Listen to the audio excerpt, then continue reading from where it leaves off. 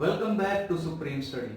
This will be the second part of subject-verb agreement. In the previous chapter, we have discussed that a verb must agree with its subject. And in this part, we will discuss subject-verb agreement in detail.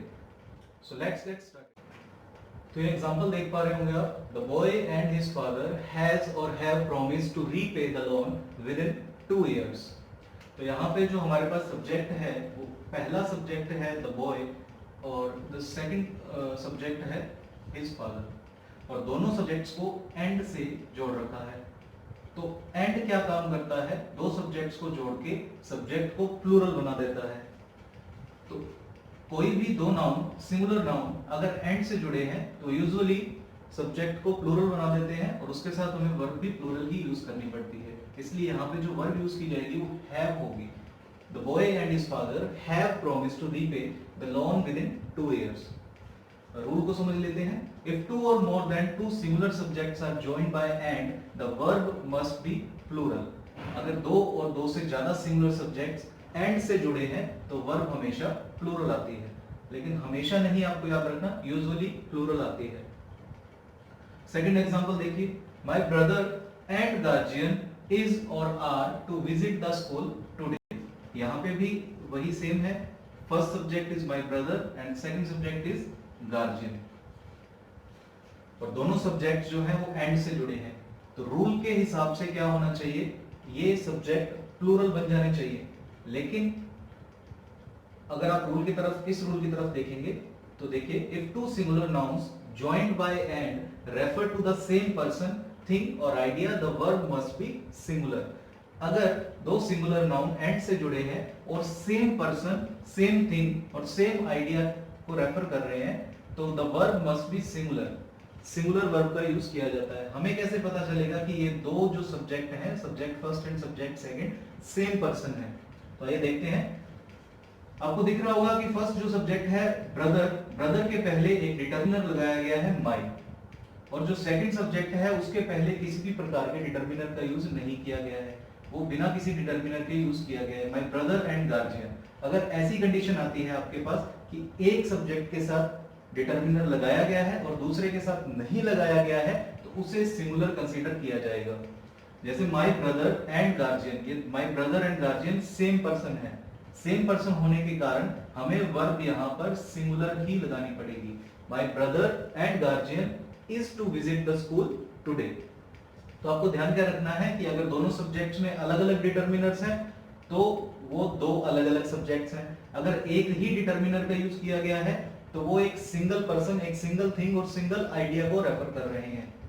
Next example में थोड़ा सा और इसको समझने की कोशिश करते हैं. The poet and scholar is और आर टू बी ऑनर्ड. तो यहाँ पे आप देख रहे होंगे कि पहला सब्जेक्ट जो है वो है द पोएट और सेकंड सब्जेक्ट है स्कॉलर. स्कॉलर के पहले आप देख रहे होंगे कि किसी भी डिटर्मिनर का यूज नहीं है. तो ये जो सब्जेक्ट है द पोएट, इसी को स्कॉलर भी कहा गया है. ये पोएट भी है और स्कॉलर भी है. ये दोनों सब्जेक्ट जो है वो एक सिंगुलर सब्जेक्ट बन जाएंगे. जो पोएट है वही स्कॉलर है. अगर यहीं पे मैं लिख देता the poet and the scholar is और आर टू बी ऑनर्ड, तब ये दो अलग अलग सब्जेक्ट होते और दोनों सब्जेक्ट मिलकर प्लूरल बन जाते.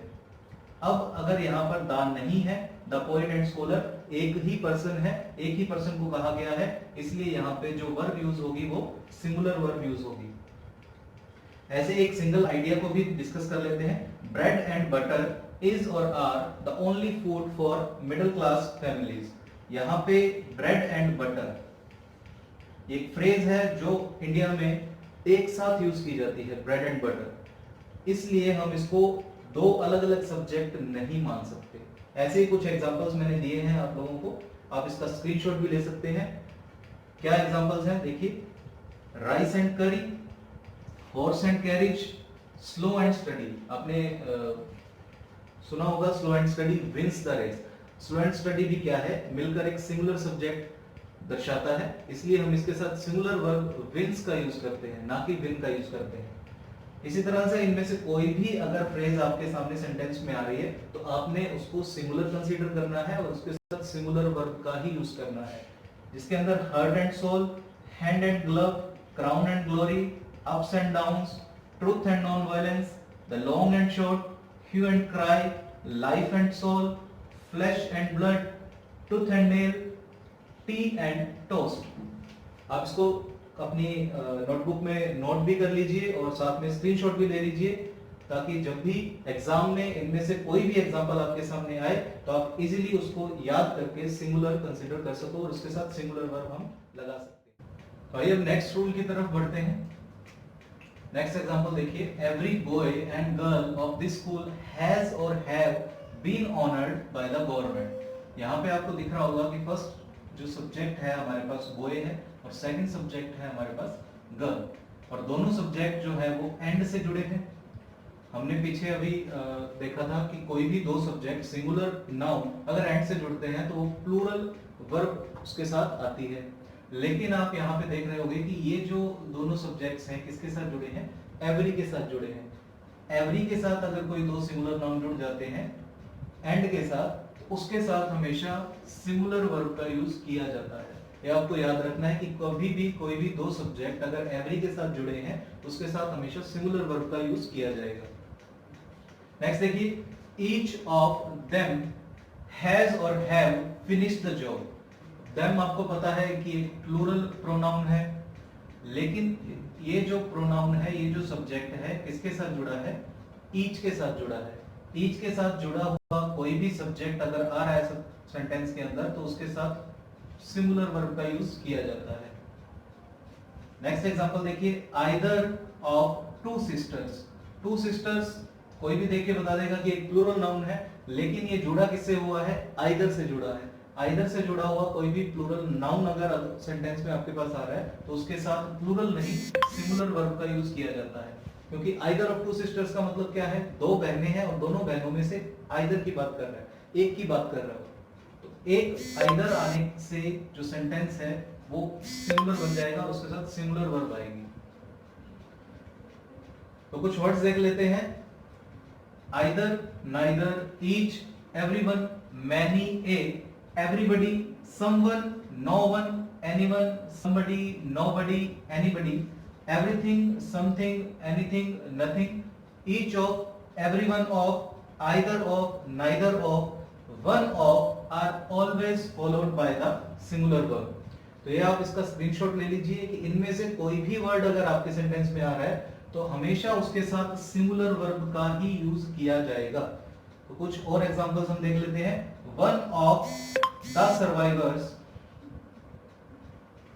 of the ill-fated aircraft has or have told the same story। तो यहाँ पे हमारे पास जो सब्जेक्ट है वो है one of। हमेशा जब भी one of आपके पास सेंटेंस के अंदर आ रहा है उसके साथ जो नाउन यूज होगा वो तो होगा plural.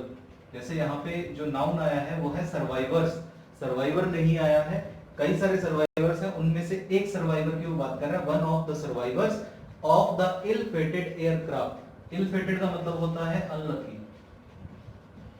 Unlucky ill fated aircraft has और have told the same story. और वन ऑफ आया है, मैंने आपको भी बताया कि वन ऑफ आ जाए या इनमें से कोई भी और वर्ड आ जाए तो उसके साथ हमेशा सिंगुलर वर्ब का यूज किया जाता है। यहाँ पे भी हैज वर्ब का यूज किया जाएगा। नेक्स्ट एग्जांपल देखिए, वन ऑफ द डेवलपिंग और अनडेवलप्ड कंट्रीज। यहाँ पे भी वन ऑफ से स्टार्ट हो रहा है हमारा सेंटेंस जो है, और लेकिन इसके साथ जो नाउन आया है वो कैसा आएगा, प्लूरल नाउन आएगा, कंट्री नहीं आ सकता, कंट्रीज आएगा। इसके साथ जो वर्ब आएगी वो कैसी आएगी, वन ऑफ के बाद हमेशा जो वर्ब है वो कैसी आनी चाहिए, सिंगुलर आनी चाहिए। तो यहाँ पे जो हमारे पास वर्ब है वो है आर, तो ये आर वर्ब जो है ये क्या हो जाएगा, गलत हो जाएगी। यहाँ पे वर्ब क्या आनी चाहिए, सिंगुलर आनी चाहिए, और सिंगुलर वर्ब क्या है इसकी, इज। तो वन ऑफ द डेवलपिंग और undeveloped countries is not in the favor of launching chemical warfare because it trembles to imagine its repercussions। तो यहाँ पे दो वर्ड्स आए हैं, इसको समझ लेते हैं। यहाँ पे एक वर्ड आया है trembles, जो कि एक वर्ब है, इसका मतलब होता है कांपना, शिवर करना। तो ये आपको ध्यान रखना है। और repercussion एक नाउन है जिसका मतलब होता है नतीजा, reaction, response. I hope clear हो गया होगा। इनमें से कोई भी वर्ड अगर आपके पास सेंटेंस में आता है तो उनके साथ नाउन जैसा भी हो, लेकिन जो वर्ब आएगी वो हमेशा सिमुलर ही आएगी।